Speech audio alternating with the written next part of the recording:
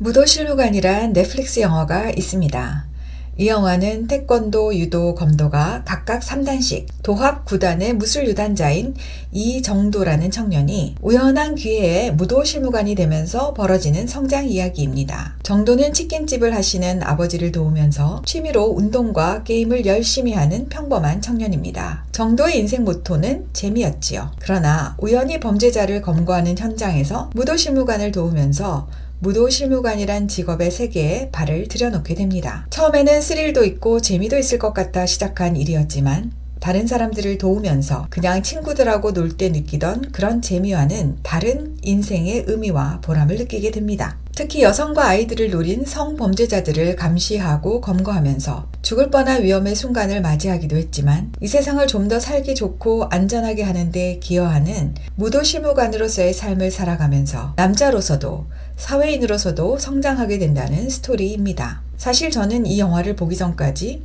무도실무관이라는 직업이 있는지조차도 몰랐습니다. 그냥 보호관찰관이란 분들이 계셔서 전자발찌를 착용한 성범죄자들을 감시하고 있다는 정도만 알고 있었습니다. 가끔씩 동네를 순찰하시는 경찰관들을 보면 이런 선량한 분들이 강력범죄를 일으키는 범죄자들을 막아낼 수 있을까 의문이 들기도 했었습니다. 그런데 현실에서는 무도실무관이란 분들이 계셔서 실제로 이런 범죄자들을 제압하고 있다는 것을 알게 되어 안심도 되고 정말 감사하다는 생각이 들었습니다. 영화를 보는 내내 느꼈지만 주인공도 그렇고 그와 함께 악당을 잡는 세 친구들도 그렇고 우리 사회에는 여전히 착하고 정의로우며 약자를 보호하려고 위험을 무릅쓰는 남자들이 대부분이고 이분들이 극소수의 빌런을 막아내고 있구나 싶었습니다. 대한민국이 밤에 돌아다녀도 안전하다고 인식되는 거의 유일한 선진국인 것도 대부분의 선량한 남성들의 의협심 덕분인지도 모르겠습니다. 그런데 최근 우리나라에서 극단적 페미니스트들이 활개를 치면서 대부분의 선량한 남자들을 적으로 규정하고 싸움을 거는 바람에 남성들이 여성들로부터 점점 등을 돌리게 되는 불행한 일들이 일어나고 있습니다. 이런 페미들은 우리의 아버지, 오빠, 남동생, 남편, 애인, 남사친들을 잠재적 성범죄자 취급을 하면서 폄하하는가 하면